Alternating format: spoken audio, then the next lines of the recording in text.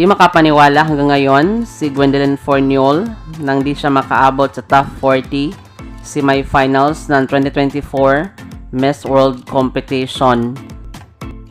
Ginawa naman daw niya ang kanyang makakaya para makaabot sa semifinals ng pageant, pero hindi pa rin sapat.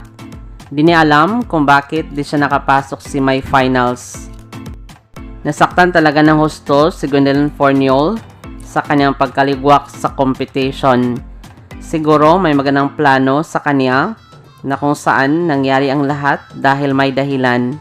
Still, congratulations pa rin. Maraming salamat sa panonood. Para maging updated ka, huwag kalimutang mag-subscribe.